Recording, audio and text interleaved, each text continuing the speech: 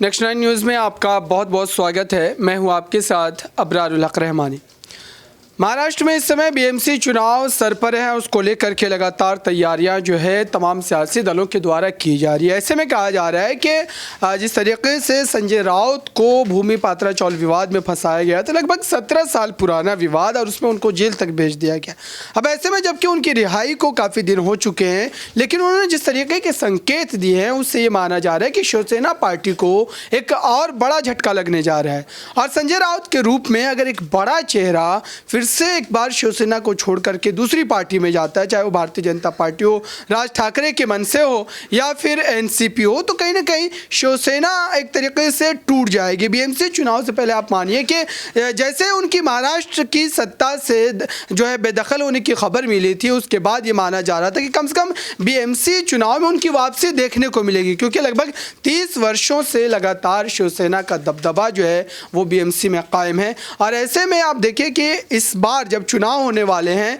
तो एकनाथ शिंदे और भारतीय जनता पार्टी दोनों एक साथ मिलकर के गठबंधन में उद्धव ठाकरे के खिलाफ चुनाव में उतर रहे। और पिछली बार के बीएमसी चुनाव में दोनों ही जो है उद्धव ठाकरे के साथ थे, क्योंकि उस टाइम तक एकनाथ शिंदे ने भी बगावत नहीं की थी और खुद उद्धव ठाकरे जो है एनडीए का हिस्सा थे। आज इन्हीं तमाम मुद्दों पर बात करेंगे, और साथ ही जो है कोर्ट का जो मुद्दा चल रहा है, चुनाव आयोग में जो कल सुनवाई हुई है, अनिल देसाई ने जो तमाम बातें कही है, उन तमाम बातों को लेकर के भी यहाँ पर जो न्यूज़ रूम में सहयोगी मेरे उनसे सवाल लेंगे कुछ, और इस पूरे मामले को गहराई से समझने की कोशिश करेंगे कि दरअसल महाराष्ट्र में अब किस तरीके के हालात पैदा हो सकते हैं, और उद्धव ठाकरे को लेकर के जो तमाम बातें की जा रही है, ख़ास तौर से जो संजय राउत को लेकर के संकेत जताए जा रहे हैं कि संजय राउत जो है एक बड़ा कदम उठा सकते हैं शिवसेना पार्टी के खिलाफ, बीजेपी में हो जा सकते हैं या एनसीपी में शामिल हो सकते हैं, क्योंकि इस तरीके के ऑफर लगातार उनको मिल रहे हैं। तो मेरे साथ प्रांशी है, इनसे समझते हैं कि दरअसल इस पूरे मामले पर उनकी क्या राय है। इस समय कहा जा रहा है कि दरअसल संजय राउत जो है, जो अब जेल से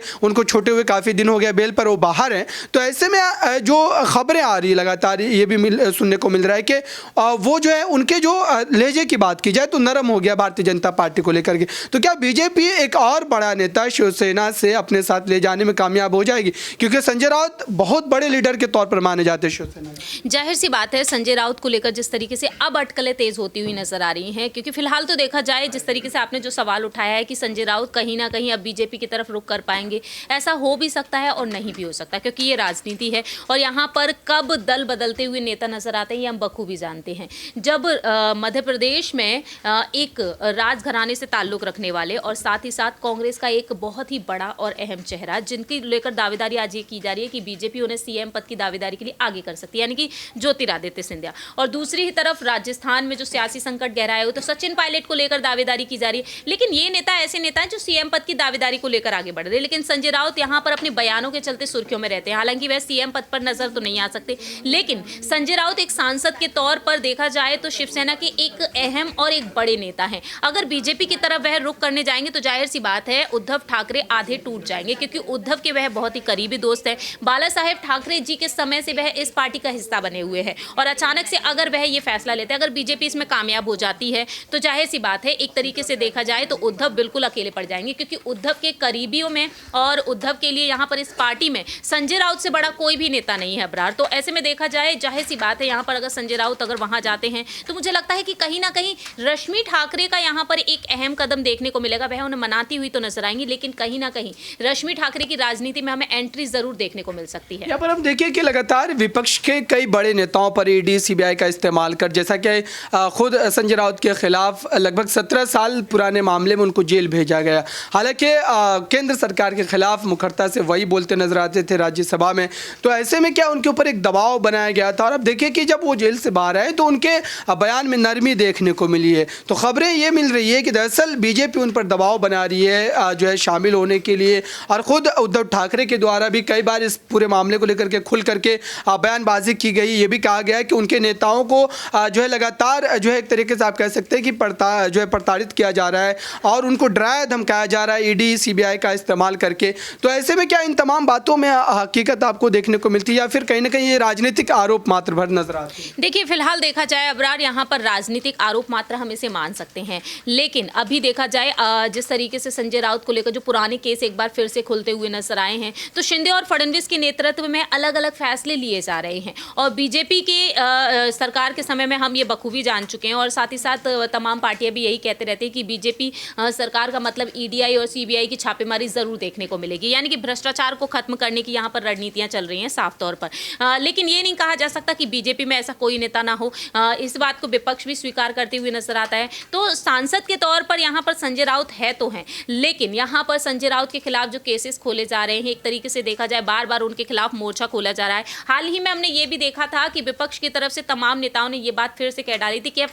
एक बार फिर से क्या आप अंदर जाने की कोशिश करें, क्योंकि संजय राउत के जो बयान सुनने को मिलते हैं उन बयानों के चलते सियासत गरमाती हुई नजर आती है। तो कहीं ना कहीं ऐसा जरूर हो सकता है कि एक बार वह जरूर फंसते हुए नजर आए। उद्धव ठाकरे की सरकार के वक्त में ना सिर्फ संजय राउत, उनसे भी हटकर तमाम नेता फंसते हुए नजर आए हैं। तो मुझे लगता है फिलहाल तो बीजेपी की तरफ वह रुख करना बिल्कुल पसंद नहीं करेंगे, क्योंकि वह मांग कर रहे हैं कि मोदी शाह से वह मुलाकात करेंगे। अब देखेंगे कि वक्त के साथ साथ आखिरकार वह मुलाकात करके क्या कुछ फैसले लेते हैं। बहुत बहुत शुक्रिया। ऐसे में आप देखिए कि जिस तरीके से लगातार तमाम बातें संजय राउत को लेकर के भी हो रही है और चुनाव आयोग में जो कल सुनवाई हुई, वो सुनवाई पर एक तरीके से सभी की नज़रें टिकी हुई थी क्योंकि फैसला आना था, लेकिन कल भी सुनवाई टाल दी गई। जनवरी के पहले हफ्ते में दोबारा सुनवाई होगी। मेरे साथ कशिश है, इनसे जानते कि दरअसल चुनाव आयोग में जो मामला चल रहा है उस मामले को लेकर के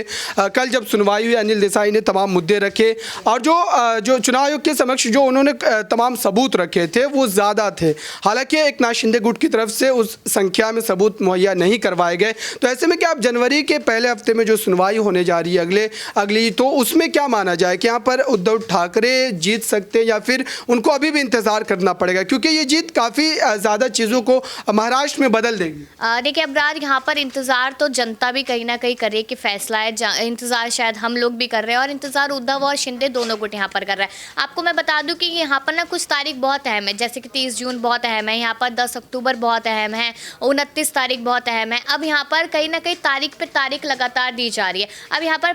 5 तारीख बताई गई कि जनवरी के 5 तारीख को फैसला, उसके बाद एक तारीख 13 जनवरी की भी दी गई है, जहाँ पर कहीं ना कहीं सुप्रीम कोर्ट एक तगड़ा फैसला यहाँ पर ले सकता है। देखिए यहाँ पर उद्धव ठाकरे पूरी तरीके से श्योर बैठे कि उनके पक्ष में फैसला आएगा, क्योंकि उन्होंने यहाँ पर कहा कि जब एकनाथ शिंदे पार्टी ही छोड़ चुके हैं तो यहाँ पर क्यों उन्हें चुनाव चिन्ह दिया जाएगा। और वैसे भी मुझे तो विरासत में मिला है तो चुनाव चिन्ह पे तो मेरा हक होना चाहिए। बहुमत तो कोई भी लेकर आ जाएगा और उसके बाद बोलेगा कि हमें चुनाव चिन्ह चाहिए, कल को कोई और उठकर आएगा शिंदे की जगह तो क्या सुप्रीम कोर्ट उसको दे देगा। तो देखिए यहाँ पर जो दलीलें पेश हो रही है कहीं ना कहीं उद्धव ठाकरे की तरफ से, कपिल सिब्बल की तरफ से, वो कहीं ना कहीं मुझे पूरी तरीके से ठीक यहाँ पर लग रही है। अगर बात की जाए यहाँ पर सुप्रीम कोर्ट के फैसले की, तो सुप्रीम कोर्ट को फैसला यहाँ पर